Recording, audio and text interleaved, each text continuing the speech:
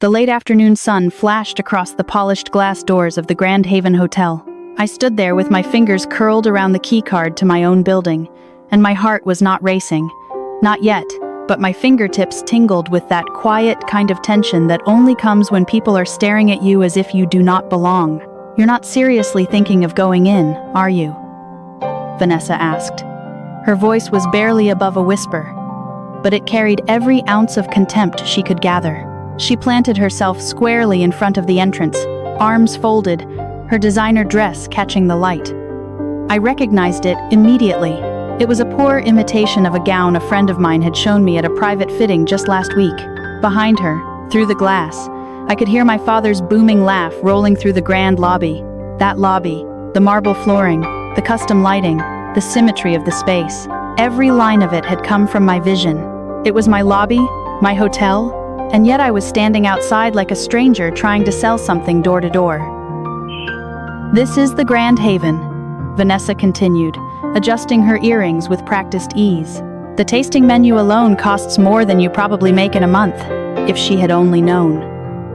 I had curated that menu myself with our executive chef, course by course, wine pairing by wine pairing, detail by detail. "He's my father too," I said calmly. My voice stayed steady, even though the absurdity of the moment pressed against my ribs. In my purse, I held a slim envelope that felt heavier than paper should. Inside, it was the deed to a villa in Tuscany, one of the Grand Haven's most exclusive properties. It was meant to be my gift to my father. "My name is Olivia Carter. I am 38 years old. I am a hospitality entrepreneur. And this is how I reclaimed a place at a table I built with my own hands." "Mom and Dad were very clear," Vanessa said, glancing at her reflection in the glass with a flick of her wrist. "They only want successful people at this party. People who won't embarrass the family." The irony landed harder than I expected. Just yesterday, I had signed off on a $100 million expansion of the Carter Haven Group. Today, I was being told, outside my own hotel, that I was not worthy of walking in. Vanessa smiled with that polished condescension she had perfected over the years. "You know, Olivia, you really could have done something with your life. Instead, you ran off chasing hotels and restaurants like some glorified hostess. Meanwhile, I just made junior partner. Gavin and I are moving into our new house next month.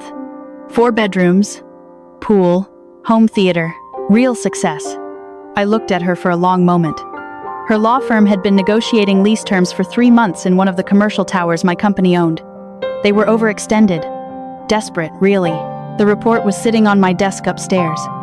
Then my mother stepped forward, wearing a smile so tight it nearly cracked. "Your sister's gift is more appropriate," she said. "You know she just bought your father that vintage watch he always wanted. Of course, a luxury item from a luxury daughter." Her eyes dropped to my purse. "And you? What did you bring? Something small from the mall, perhaps?" I said nothing, but the truth was sitting inches from my hand. Legal documents for a villa on the cliffs of Tuscany, one of the most requested properties in our European portfolio. I had purchased it last year and kept it aside for this occasion, long before they told me not to come. "Well," my mother said, "at least you're trying, I suppose." I thought about the penthouse I owned in New York, my art collection, the private jet that had brought me in that very morning. None of it mattered to them. In their eyes, success only counted if it looked like theirs, and I had never looked like theirs. But really, that no longer mattered. I did not need to. 10 years earlier, I had sat across the dinner table from my father and tried to explain why I wanted to leave the family accounting firm and pursue a degree in hospitality management. He did not raise his voice. He did not need to. The look in his eyes said enough before the words ever came. "No daughter of mine is going to waste her life being a glorified waitress." I left the next morning with a suitcase, a scholarship, and a part-time job waiting tables at a hotel downtown. They stopped speaking to me soon after. My mother sent me one text on my birthday that year. Vanessa blocked me entirely. In the years that followed, I gave everything to the work. I graduated top of my class. I took night shifts to fund my first consulting business. Eventually, I scraped together enough money to buy a failing boutique hotel outside Chicago.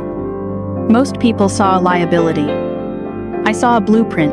That property became the flagship for what would grow into Carter Haven Group, a hospitality brand known for luxury hotels, private villas, and award-winning restaurants across 3 continents. My name was not on the door, but it was on every contract, every blueprint, every lease, every impossible decision that turned into a foundation. And yet I never told them any of it. They did not ask. The truth is, I no longer needed them to be proud of me. What I needed, what I had craved for far too long, was far simpler than that.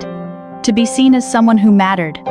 Not for what I wore, not for the version of success they could parade in front of their friends, but for what I had built, quietly, persistently, alone. So, I let them believe what they wanted, that I was struggling, that I had chosen the wrong path, that I was an embarrassment. I let them live inside that illusion because their rejection had already given me something powerful. Freedom. Freedom to define success on my own terms. Now, standing in front of the Grand Haven, their words sounded different, faded, small, powerless. They had disowned a version of me that no longer existed, and they had no idea the woman standing in front of them was someone the world already respected, even if they never had. Vanessa narrowed her eyes, letting her gaze drift over me with a smirk. And that dress, Olivia. Really? You couldn't have made an effort? This isn't some roadside diner. It's the Grand Haven. I looked down at the black silk gown I was wearing, tailored in Paris, designed by one of the most exclusive fashion houses in Europe. The same designer, interestingly enough, had declined Vanessa's request for a custom fitting just a few weeks earlier. I knew because she had mentioned it casually during my last visit. It's what I could manage, I said softly. Vanessa scoffed. Well, you still can't come in. We reserved the entire VIP floor. It's for family and distinguished guests only. My VIP floor, the one I had personally redesigned last year. Every chandelier, every piece of furniture, every original work of art placed with intention. And the distinguished guests? I asked lightly. Oh, you wouldn't know them, my mother cut in. The Crawfords, the Harpers. Mr. Langston from First National. Very important people. Very important, yes. Mr. Langston's bank had been seeking a multi-million-dollar investment from my firm for months.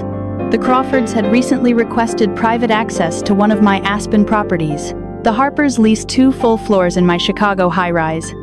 I see, I said, and let the words rest between us. Vanessa mistook my silence for surrender. So you understand why you can't be here, she said. What would people think if they saw you walking around like you belonged? My mother gave a small, approving nod. Let's not make a scene, Olivia. I'll tell your father you couldn't make it. You mean couldn't afford it?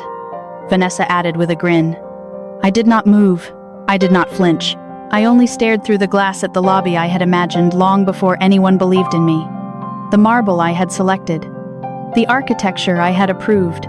The atmosphere I had fought for when the project was still only an idea sketched into late-night plans.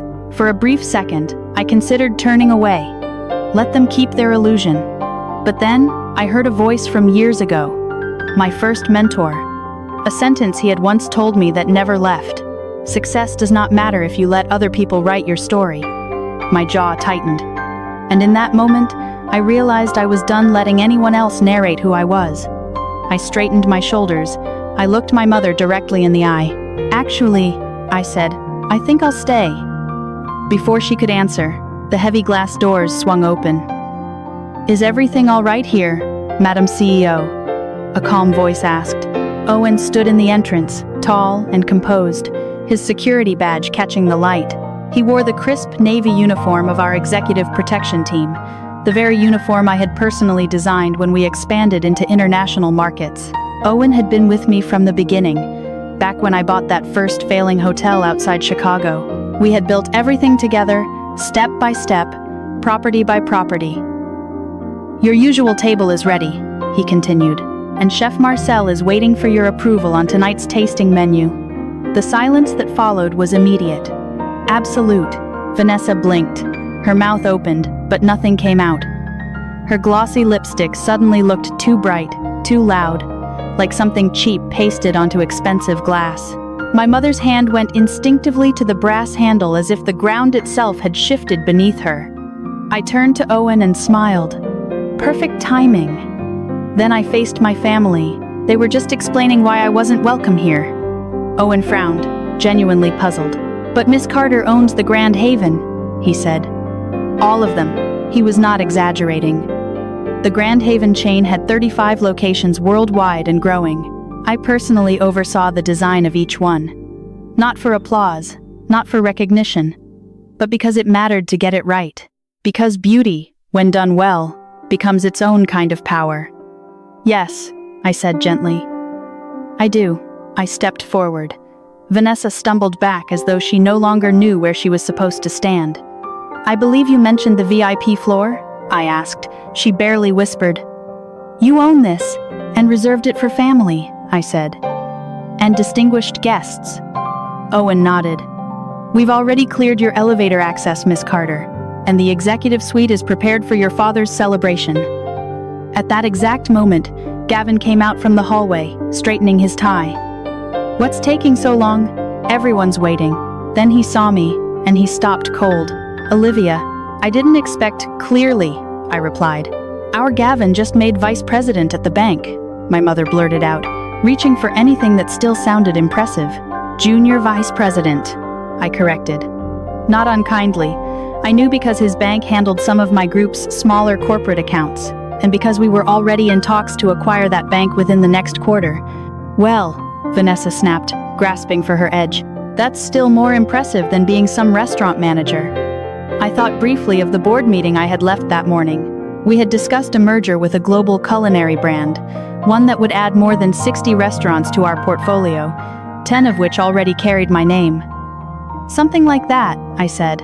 My mother's voice sharpened again. Olivia, just go. You're making a scene. I looked past her once more into the hotel lobby. The gleaming floors, the soaring ceilings, the staff trained under standards I had written myself, all of it mine. Then I stepped forward, and this time, no one tried to stop me. As I walked through the lobby, every staff member I passed straightened instantly. They greeted me, not with confusion, not with hesitation, but with the kind of warmth and precision that comes from people who know exactly who stands before them. Good evening, Miss Carter, my front desk manager said with a respectful nod. Welcome back. Thank you, Rachel, I replied, calm and composed. Behind me, I could feel the energy changing. My family followed in silence, their eyes moving from detail to detail like tourists inside a world they had never imagined I could create. For the first time, they were not looking at me with pity. They were looking at me with disbelief. My mother's gaze drifted back to my dress. This time, something in her expression cracked. I misjudged that gown, she murmured. Custom made in Paris, I said quietly. Around $30,000, give or take. Her lips parted, but no words came. I reached into my clutch and pulled out a small key card. It opened the private elevator, the one that bypassed every guest floor and rose directly to the VIP level. I did not need anyone to guide me there. I had designed the system myself. Vanessa stared at the card in my hand as if it were evidence in a case she could no longer argue. Then I looked at her dress again. That one you're wearing? I said gently. It's a knockoff. The real Valentino collection hasn't launched yet. I know, because I attended the private showing last month. The elevator doors opened with a soft glide. We stepped inside, and the silence followed us up. When the doors parted again, the VIP lounge opened before us in warm light and polished perfection. My father's birthday celebration was already in full swing. Glasses shimmered.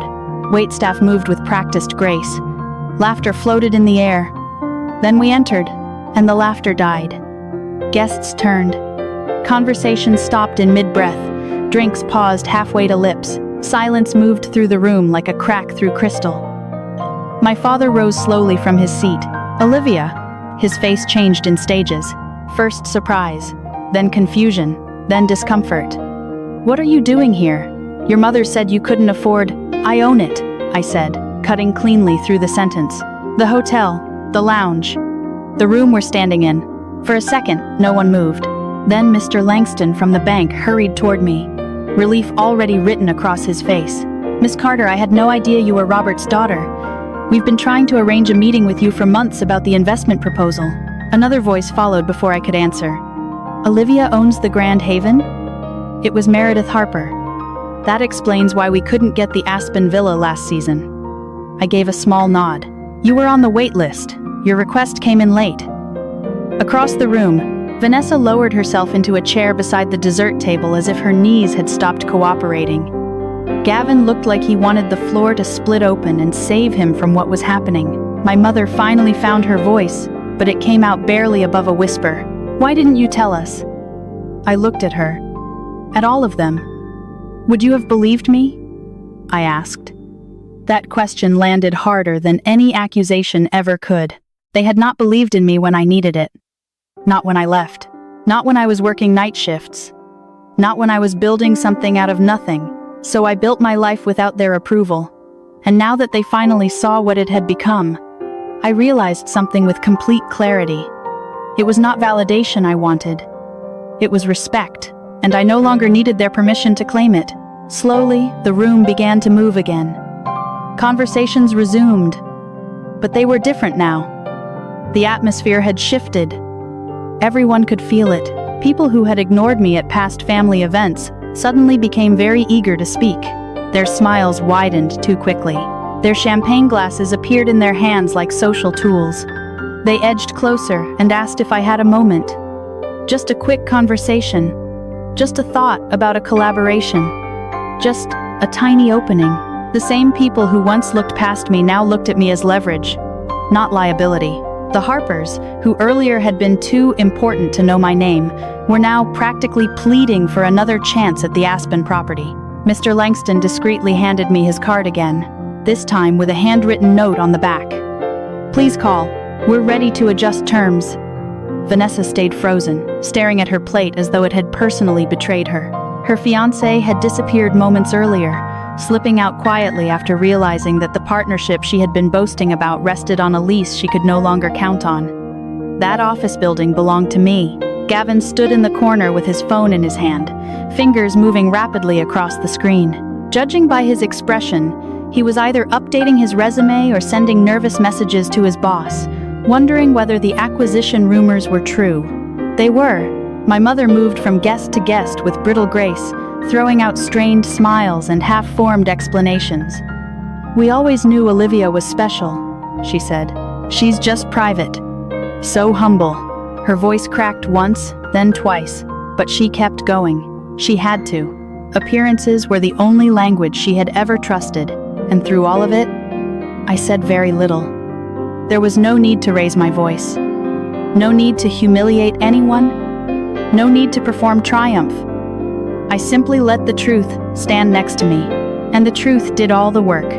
It spoke through the walls of the hotel, through the way the staff addressed me, through every subtle shift in posture, in tone, in attention, through every glance that now carried calculation instead of dismissal. For once, I did not need to prove a single thing. Silence had become its own kind of statement, and everyone in that room heard it. As the evening softened and stretched toward night, I stepped out onto the terrace for a breath of air. The city lights spread out beneath me in every direction, glittering like they already knew the story. Like they had been waiting for this moment long before my family ever understood it. Behind me, I heard slow footsteps. My father joined me at the railing. His hands were in his pockets. His shoulders looked heavier than they had earlier. He stared out at the skyline for a long moment before speaking. "Those buildings," he said quietly, pointing toward the illuminated structures in the distance. "How many of them are yours?" "Enough," I replied, "including the one your firm still leases." He nodded slowly. Not with pride. Not yet. With something closer to reverence. Or maybe shock. Then he said the words I had once imagined, and later buried so deep I convinced myself I no longer needed them. "I was wrong about you, Olivia. So terribly wrong." I did not answer right away. The breeze moved a few strands of hair across my face. The city hummed below us. Somewhere behind the terrace doors, laughter tried to resume, but it sounded thinner now, less certain. "I know," I said at last. He turned toward me. "Can you ever forgive us?" I looked at him carefully, at the man who had once called my dream foolish. At the father who never called, never checked in, never asked how I was surviving after I walked away from everything familiar. "Forgiveness isn't the issue, Dad," I said softly. "It's respect." He lowered his eyes. "You never respected my choices. You only see value now because it's measurable." He said nothing. "And now," I added, with the faintest trace of a smile, "you can tell your friends your daughter owns the Grand Haven. That should make for a nice conversation starter at dinner parties." He did not laugh. He only nodded again, more slowly this time, as if each movement cost him something. And in that moment, I understood something that surprised even me. I did not need his apology. Because standing there, above the city, looking out over the empire I had built on my own, I already had something much more powerful than apology. I had peace. I left my father standing on the terrace and made my way upstairs to my private office. The quiet hum of the elevator, the familiar scent of polished wood and soft florals, all of it grounded me. The moment I stepped inside the space I had designed myself, with the city stretching wide beyond the glass, I felt something settle inside me. Every light outside that window seemed to hold a chapter of my story. Not one of them had been handed to me. Not one of them had arrived through pity, approval, or inheritance. I had earned every single one, and really, that was the part none of them had ever understood. Tomorrow, things would shift. Vanessa would no longer be the golden child. My mother would begin rewriting history in her mind, telling herself she had always seen my potential, always believed in me, always known I would become something extraordinary. But the truth was much simpler than that, and much colder. She had not believed. She had judged. She had dismissed. And now, faced with what I had built, she would do what people like her always do when reality becomes inconvenient. She would revise the story and pretend it had been hers all along. Gavin's bank would likely face a merger, and he would find himself answering to executives whose decisions would be influenced by a woman he once thought could not afford the tasting menu at the Grand Haven. Vanessa's carefully polished version of success, the house, the promotion, the image, the smug certainty, all of it had begun to crack the moment Owen opened those glass doors and called me Madam CEO. And me? I would continue exactly as I had before, quietly, steadily, without asking permission, without waiting for approval, without shrinking myself so other people could feel taller. Because the truth is, I did not need to reclaim a place at their table. I had already built a new one, a better one, and this time, I chose who got to sit beside me. That was the real victory, not the look on Vanessa's face, not the silence in the lounge, not even my father's apology hanging unfinished in the night air. Those were only moments. Sharp ones, satisfying ones, yes, but still only moments. What mattered more was what came after. Peace. Not the kind that comes from revenge, not the kind that comes from finally hearing the words you waited years to hear, but the kind that comes when you stop begging to be understood by people committed to misunderstanding you. The kind that arrives when you realize their approval was never the prize. It was the cage, and I had walked out of it years ago. Standing there in my office, with the skyline glowing beyond the glass and the silence wrapping around me like something earned, I understood that every painful thing had carried me here. Every insult, every doubt, every slammed door, every birthday message never sent, every holiday invitation that disappeared, every conversation where I was spoken about, but never truly spoken to. All of it had cleared the ground. All of it had made space. And in that space, I built hotels, I built restaurants, I built private villas that people waited months to step inside. I built a company known across 3 continents. I built a name people respected in rooms my family had never imagined I could enter. I built beauty from rejection, structure from silence, power from being underestimated. And maybe that was the part that mattered most. They had mistaken quiet for failure. They had mistaken distance for weakness. They had mistaken my absence from their world as proof that I had fallen behind. But really, while they were busy defining success in ways small enough to flatter themselves, I was out in the world creating something larger than their imagination could contain. That was why their judgment no longer touched me, because by the time they finally saw me, I had already seen myself clearly. If you have ever been told you were not good enough, If you have ever been dismissed, overlooked, laughed at, or left outside by the very people who should have believed in you first, then hear this, and hear it well. Some tables are not worth returning to. Some rooms do not deserve your presence, and some people will only recognize your value once the world has priced it for them. But really, their timing is not your burden, their blindness is not your identity, their rejection is not your ending. Build anyway. Build under your own roof. Build with your own hands. Build so quietly that when the doors finally open, the truth does not need defending. It only needs to be seen. And when that moment comes, stand tall. Not because they finally noticed you, but because you never stopped becoming who you were meant to be. Even while they were busy looking the other way, that silence they gave you, the distance, the coldness, the exclusion, the doubt, it may have felt like punishment at the time. But sometimes, really, it is the space you need to rise. And when you do rise, do not waste your life trying to squeeze back into rooms that once tried to shrink you. Build your own. Fill it with people who know how to respect what they did not help create. Fill it with honesty. Fill it with peace. Fill it with those who do not need your pain to become visible before they treat you with dignity. That night, I did not go back downstairs to explain myself.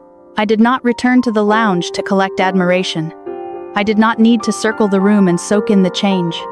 I had already seen enough. The truth had entered before me, and remained long after I walked away from it. So I stood by the window of my office, looking over the city I had helped shape, and I let myself breathe, deeply, fully, freely. No anger, no performance, no need, only certainty. I was never the woman they thought I was, and I no longer needed them to understand the woman I had become. Because the life I built spoke more clearly than they ever had. And for the first time, that was enough.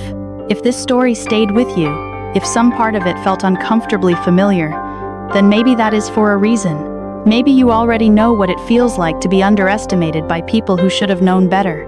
Maybe you know what it is to be left outside, doubted, measured by the wrong standards, or forced to prove your worth in places that were never willing to see it.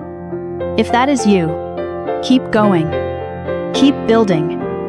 And when your moment comes, I hope you walk through those doors without hesitation.